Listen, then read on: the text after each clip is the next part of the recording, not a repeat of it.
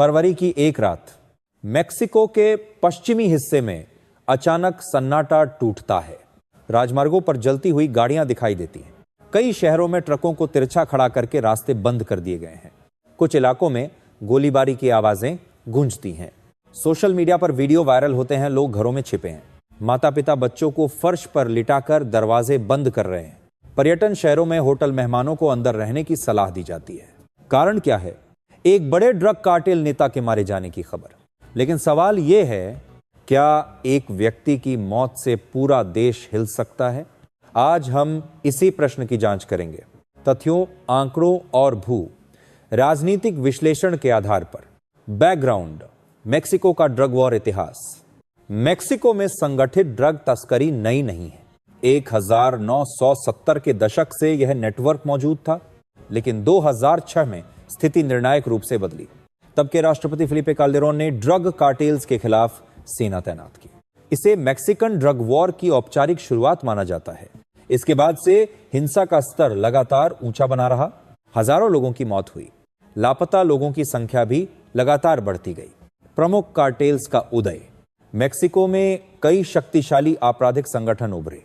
Sinaloa cartel, Jalisco new generation cartel, Los Zetas पूर्व सैन्य पृष्ठभूमि वाला समूह। इन संगठनों की संरचना कॉरपोरेट मॉडल जैसी होती है।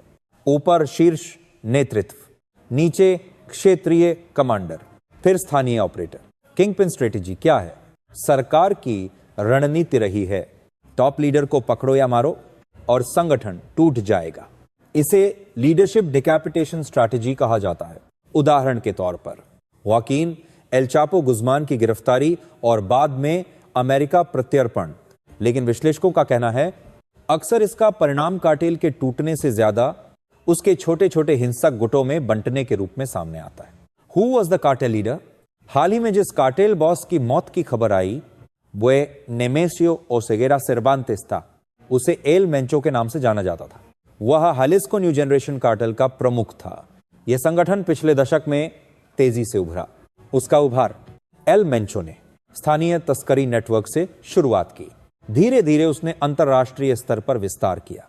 सीजेएन की पहचान थी तेज विस्तार, भारी हथियारों का इस्तेमाल और आक्रामक क्षेत्रीय कब्जा।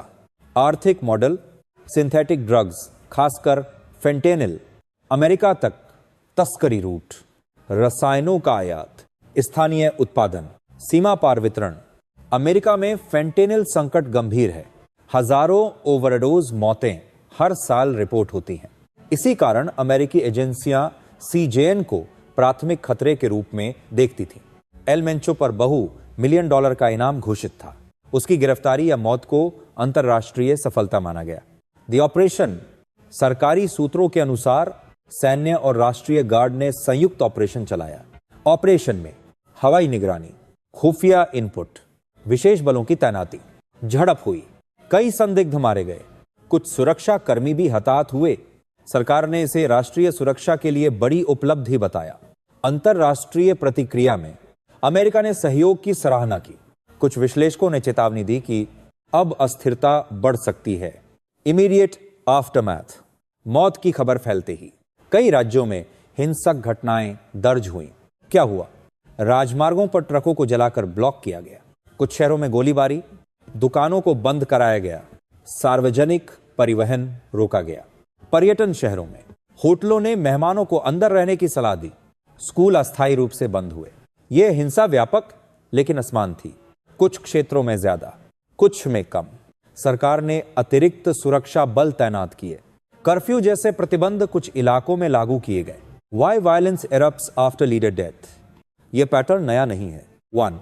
पावर वैक्यूम थ्योरी: जब शीर्ष नेता हटता है तो उत्तराधिकारी तय नहीं होता, अंदरूनी संघर्ष शुरू होता है। 2. फ्रैगमेंटेशन: बड़ा कार्टेल कई छोटे गुटों में टूट सकता है। छोटे गुट ज्यादा अनियंत्रित होते हैं। 3. राइवल अपॉर्चुनिज्म: प्रतिद्वंद्वी कार्टेल कमजोरी का फायदा उठाते हैं, क्षेत्र पर कब्जे की कोशिश होती है। 4. संदेश देना: कभी कभी सड़क ब्लॉकेड और आगजनी राज्य को संदेश देने का तरीका होती है। हम अभी भी मौजूद हैं। जियोपॉलिटिकल इंपैक्ट: अमेरिका मेक्सिको संबंध, फेंटेनिल संकट ने सीमा सुरक्षा को बड़ा राजनीतिक मुद्दा बना दिया है। अमेरिकी राजनेता कठोर कार्रवाई की मांग करते रहे। इस घटना के बाद दोनों देशों के बीच खुफिया सहयोग और बढ़ सकता है। सीमा और प्रवासन। सीमा अस्थिर होने पर प्रवासन पैटर्न प्रभावित होते, हिंसा से लोग विस्थापित भी हो सकते हैं। आर्थिक असर।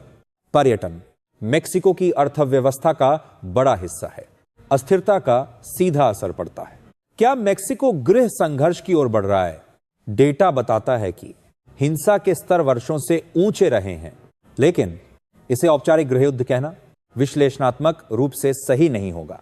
राज्य की संस्थाएं कार्य कर रही हैं, चुनाव होते हैं, आर्थिक गतिविधियां जारी हैं। हालांकि कुछ क्षेत्रों में स्थिति लो इंटेंसिटी कॉन्फ्लिक्ट जैसी लग सकती है। मीडिया में दिखाई देने वाली तस्वीर कभी कभी पूरे देश की वास्तविकता को नहीं दर्शाती। Future scenarios. Scenario 1 fragmentation. Cartel छोटे गुटों में टूटे, स्थानीय हिंसा बढ़े। Scenario 2 strong crackdown. सरकार लगातार सैन्य दबाव बनाए रखे, दीर्घकालिक गिरावट संभव। Scenario 3 new leader emerges. नया नेता संगठन को फिर से संगठित करे। Scenario 4 militarisation. सुरक्षा नीति और कठोर हो, लेकिन इससे मानवाधिकार बहस भी बढ़े। कंक्लूजन, एक बड़े कार्टेल नेता की मौत सरकार के लिए सामरिक सफलता हो सकती है, लेकिन इतिहास बताता है कि केवल किंगपिन हटाना समस्या का स्थायी समाधान नहीं है। ड्रग अर्थव्यवस्था बहुस्तरीय है। उसमें मांग, सीमा नियंत्रण, भ्रष्टाचार, गरीबी और अंतरराष्ट्रीय नेटवर्क शामिल है।